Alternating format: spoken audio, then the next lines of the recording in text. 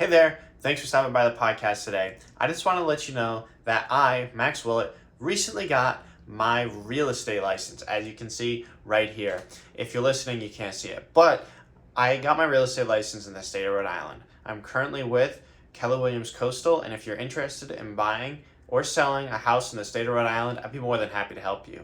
Please contact me at maxwillett.kw.com. That's MAXWILLETT.kw.com, where you'll find all my contact information. Thanks, guys, and enjoy the episode. Stay hungry, stay foolish.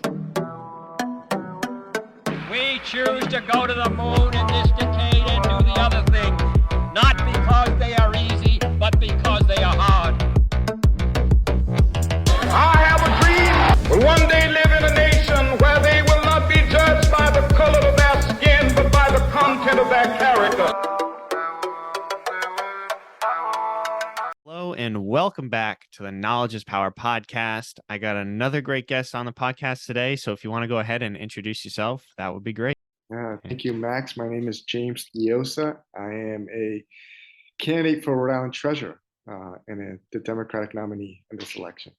Very cool. Well, thank you very much for taking time out of your busy day to come on the podcast. So sort of how we start off every podcast is just go ahead and tell us your life story. Don't feel like you're rambling on. Just let's hear your background and how you got to this current point of your life. Yeah, thank you. My family came over from Colombia in the late 70s. It was a very difficult time in Colombia.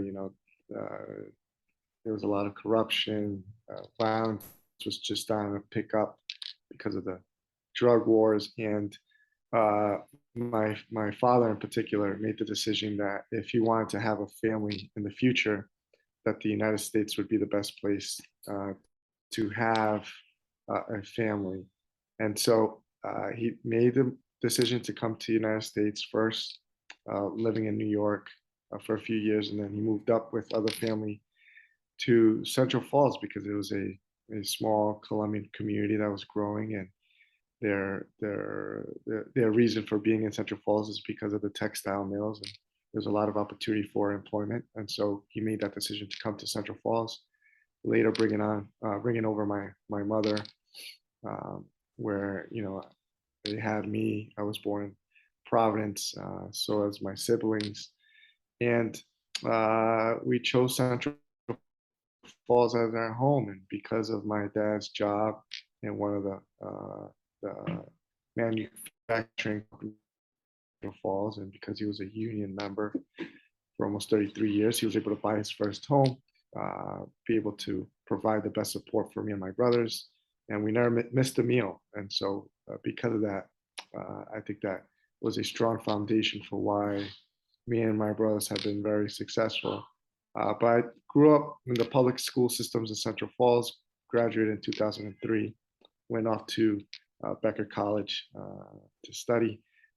In my third year in college, I was really captivated by the candidacy of Barack Obama, and felt like he was speaking directly to me of going back into my community and giving back. And I think he spoke to a lot of young people at that time about doing the same. And so I graduated college and I decided to come back to Central Falls. I looked for ways to get involved. And part of that summer experience after college was I took on an internship with U.S. Senator Sheldon Whitehouse. And during that time, I came across a news article that informed me of the elections opening up in Central Falls. I decided to reach out to all of my friends who had come back from college as well, and made a run for city council. And it was an uphill battle. I was running against a incumbent who was entrenched with the mayor, and I successfully won by 17 votes. And so that was in 2010 when I was sworn in a city council at the age of, I believe, 23, 24, and immediately started to do my work as a city council member, learning more about my role and how I could help all people. And during that time, the city made more headlines because we were insolvent, going down the path of bankruptcy. And so that really turned a lot of attention onto Central Falls. And during this time, it was just 2 years after I was elected. The mayor was indicted on corruption charges. The city had filed for bankruptcy and was going through these proceedings. And I decided to run for mayor at the time, and I was 26 when I ran.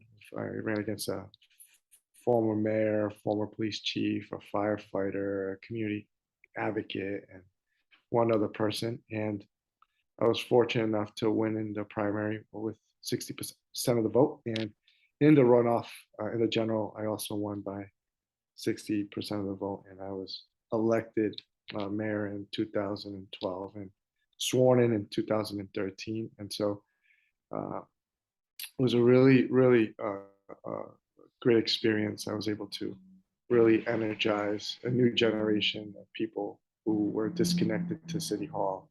And we began the work in Central Falls. And I think that it's been a success story, not only for Central Falls, but around the country of how we've done with the turnaround of a city that literally hit rock bottom. Very cool. Well, amazing life story. Congratulations to all your success in Central Falls. I was reading up on a little bit, and it's really great how you were able to turn the town around into what it is today. And I'm a baseball guy, and I we've been to Maycomber Field a few times, and that's a really nice field. Yeah, no, it's a incredible field, and Well, multi-purpose too. yeah, we were happy to uh, finish that project of making it a real state-of-the-art facility for our kids in Central Falls with turf and pitching and pitching what do you call those, pitching cages and Batting cages, yeah, things like that. good. Yep. Batting cages, yeah, stuff like that. So we were very happy to end the 2 4-year term on that note. Very cool. Yeah. So obviously there were a lot of different things you could have ran for this year. So what made you, steer towards state treasurer? There's many reasons. I had an incredible relationship with the office when I was with, meaning when the governor, I had an incredible relationship with the treasurer's office when then Gina Raimondo was in office, and now Seth Magaziner. And we worked on incredible projects together, whether it was laying out the groundwork for a new high school in the city or moving our state pension system into the state system, where it's better managed with experts and pooled with larger funds for better returns. And so because of this experience of working so closely with the office, I felt that I could bring my leadership and my tested executive experience to this office, where not only will I be a steward for the pension fund and ensure that our active members and our retirees see their pensions being managed correctly, but also protecting the taxpayers from any potential downfall in the pension fund, but also managing other programs that are critical to the quality of life of people, and that being the victims compensation fund. That fund is for victims of any type of, and it helps immediately by giving some money for moving out of a situation where they would otherwise wouldn't because of lack of resources, and help and assist people during difficult times. And so that's a particular program that is important and critical for our families. But also unclaimed property is important. A lot of people, people who don't know it's there, and they need to claim back their money. And I know that the current treasurer magazine has done an incredible job of bringing this program across the state and ensuring that it connects to its rightful owners. I want to continue doing that and expanding it so that we do that. But one particular area where I want to continue building upon is, I really believe that education is the bedrock of our state. And one of the components that we can help and assist with that is by building facilities or renovating facilities that's conducive to teaching. And I'm going to be lockstep ensuring that we can continue this program for many years to come. And so outside of that, I really want to bring my experience as a municipal leader to help connect the treasurer's office very closely with cities and towns across the state. And having served as president of the Rhode Island League of Cities and Towns has given me that opportunity to build those relationships across the state. And I hope to use share and invest with programs that the treasurer's office has to offer, but also give guidance to whoever may need it in the space of pensions. And so that's a very strong area that I'm going to focus on. Great. So is there anything that, the current state treasurer, Seth Magaziner, has done that you maybe disagree with, or you think that you could improve upon? No, I think he's done a phenomenal job. I really mean that wholeheartedly. I think the difference in approach from me and him is that I'm going to be more of a grassroots type of leader where I'm going to work with cities and towns. I believe in a bottoms up approach. I believe that if our cities and towns are strong, and I'm playing my role as one of the general office holders and making the cities and towns stronger, then we're off to a strong Rhode Island in the long run. And that's what I think will be the difference between the current treasurer and I. But other than that, he's done a phenomenal job. Very cool. So what can the state treasurer position do to, help small business in the state of Rhode Island? Because a statistic that I, think is correct is I think 98% of businesses within the state of Rhode Island are small businesses. So is there anything you think as state treasurer you can do to help those small businesses? Absolutely. I've seen it. I witnessed it as mayor. They are the backbone of our economy and of our state. And they've went through a very, very difficult time during the pandemic, and we have to give them a lot of credit for being resilient. But they need help. They really need help.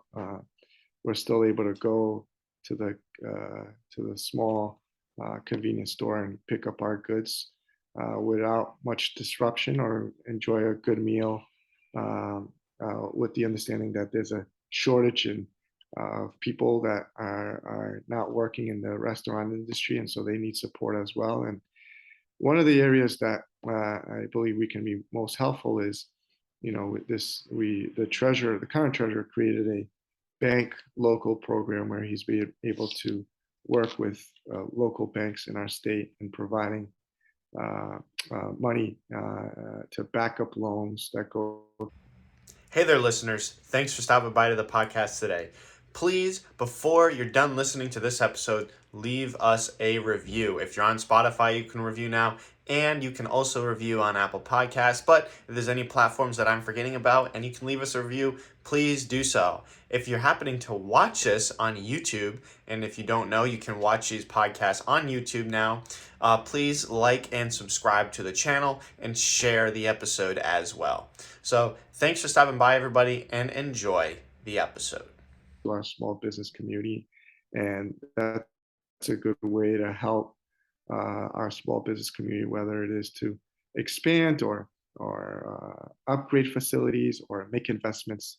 I think this is a good tool for our small business community. But also, I think that the current slate of Democrats are really good, and I've worked with each one of them in some way, whether it's the governor McKee, where him and I served as mayors, or current lieutenant governor, where I worked with her when she was the council president of Providence, and A.G. Nerone, I had experience as well working with him in his early years of the attorney general's office, or Greg Amore as a legislator. And so I think there's going to be a strong coalition of strong advocates who can work together to ensure that we're all playing our roles in helping out the small business community and the state as a whole. And that, I think, is an important thing to note for this election if we all get elected.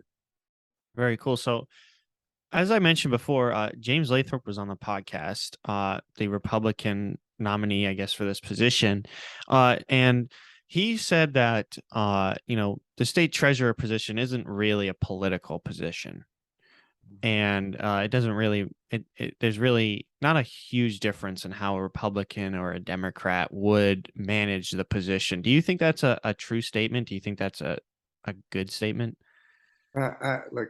All I can say is the fact that um, uh, this is an office that's elected by the people. It's Hmm. important to know that the number one responsibility is to the people of Rhode Island. Uh, you have to understand the office well. You have to have the experience of being a leader. In this case, my 8 years as mayor as the executive is important, and also having the experience of working with the different programs and different projects that the treasurer's office has done, which in my case I have, and be able to expand upon these programs so that we're helping out more Rhode Islanders in a sense. So, look, I am making the case of why I am different from my opponent. Hmm. And, the most important uh, endorsement or the biggest thing that I'm advocating for is for Rhode Islanders to vote for me so that I can lead this office in the next 4 years and build upon the different programs that this office currently holds. And I believe I can do that. And I'm focusing on being the best steward of the pension fund. I want to make sure that the renovation or the building of new schools happens in every city and town across the state. I want to ensure that municipalities understand and access low interest loans so that we can continue doing green projects and infrastructure projects across the state is critical. Being a mayor, we all love to upgrade our sidewalks, our roads, our parks, our buildings. And so making that extremely accessible is important to me. And this is exactly what I'll bring to the treasurer's office. I'm a very active person. I showed that throughout my 8 years, and now at 37, I'm not slowing down, and so I'm going to be very uh, active and a great listener to the needs of Rhode Islanders.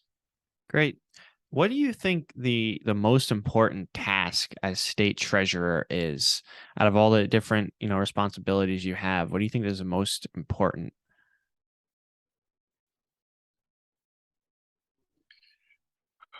Yeah, I think the whole role Yeah. being treasurer is important. I think everything that has to do with the people of Rhode Island is important to me. I don't think there's one thing that's more important than another thing. Hmm. This is an important office for our state, and every program, anything that has to do with this office is important and a priority to me because it impacts people. And so that to me is that this whole office, in a sense, is a, of great importance. And you know, as a former elected official, you also have to understand the importance of and respect the fact that people vote for you and that you have a duty to them to represent them and ensure better quality of life in the years to come for them. So, as a whole, this is an important priority for me, and this is exactly what I will do. Yeah. Do you think that there's anything in the state treasurer's office that you can do to help out with, affordable housing or the housing crisis that's going on right now in the state? Absolutely. I witnessed it firsthand as mayor during the pandemic. And although we knew there was a crisis before then, I think that this really put the magnifying glass on this issue. And there's a real shortage. Rents are skyrocketing. People are now not fighting over purchasing, but rental units, and that's a very scary scenario. And so, the treasurer has a role as a board member at the Rhode Island Housing uh, uh, at Rhode Island Housing. And, I'm going to take my experience as a municipal leader and understanding the crisis at hand to look for ways where the treasurer's office can be very helpful in securing money and making connections with communities who need affordable housing or want to expand housing to ensure that people have a home to live and, at best scenario, have the opportunity and access to own a home. And so that is paramount on the many issues that I know I'll be confronting as general treasurer, and that I'm very sensitive to. Interesting. So also something else you had mentioned earlier is green energy. Obviously energy increases, power your house are increasing at an exponential rate. Is there anything that you could do to help, not necessarily suppress, but help with the rates that it's climbing at as state treasurer? Look, I know that Governor McKee has made this a priority for a very long time, and I want to work with him to see how we can address this. But more importantly to me is, the more green projects we have, we know that it will tackle some of these issues, but also looking forward, now that I have a 3-year-old, I want to ensure that she has a sustainable, green, healthy earth. And so every possible way that I believe we can work on creating a more healthier environment for our communities, I'm going to address. But more importantly, I will work with Governor McKee if we're both elected to really look at this this unfortunate scenario of rising costs. And there's no one easy solution, but having the experience of working with the governor, I know that there are ways that we can have conversations to look for solutions. So is there any experience when you were mayor of Central Falls that sticks out and says, this is why I am the best candidate for state treasurer? Obviously, you brought the town out of bankruptcy, but is there anything else that sort of sticks out and says, this is why? Yeah, I think that, one of the key things of this office is, and of this elected position, is having a leader. It's important to have a leader that understands the importance of building a team of good, honest, hardworking people that will understand the mission of the treasurer's office and address issues, look for solutions, have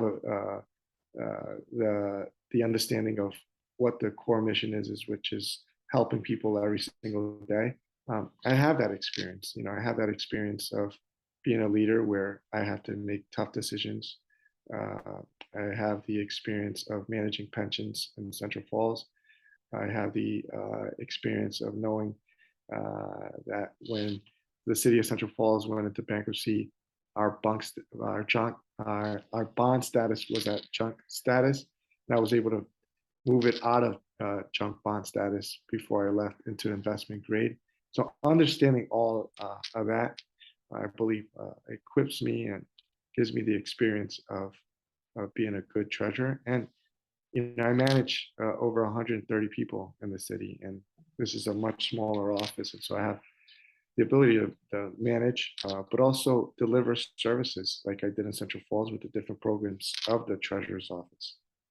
Very cool. Well, I think we're going to start winding down. I know you said you're on a little bit of a time crunch, but I appreciate it. So something I end every podcast with is not really off. It's off of politics, just advice. So if you could leave one piece of advice to the listener, it could be about politics, it could be about, life or business, whatever you see fit. But what sort of advice would you leave for the listener? This is a very good one because I get a lot of advice and I love getting advice, but I think the simple core advice that keeps me strong every single day as I was mayor on the city council is the simple notion of integrity and being honest. That to me is important. Being honest with yourself, being honest with people, and working with integrity. I think that under any circumstances is important, whether it's good or bad. And that's a true value that I've lived with all my life, and it's been one that's worked well for me. And in part is a lot of gratitude to my family who instilled that to me, and also showed me how much hard work pays off. And they really did work hard to get me to where I am today. And so I'm indebted to those ideals that my family instilled in me. And so I'm forever grateful to them. Great. Well, I thank you very much for coming on the podcast and taking time out of your busy day. It means a lot to me. Yeah. So you have a website, Facebook group, Facebook. You want to give a shout out to all the listeners? Yes. The website is Diossa.com,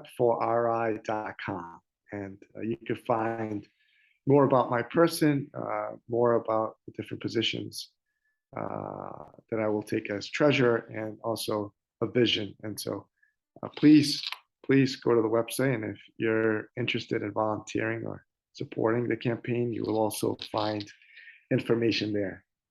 Great. Well, thank you very much again for coming on. And yeah, thank you. Thank you to all the listeners for listening to this episode. And I will catch you in the next one. All right, Max. Thank you. Thank you.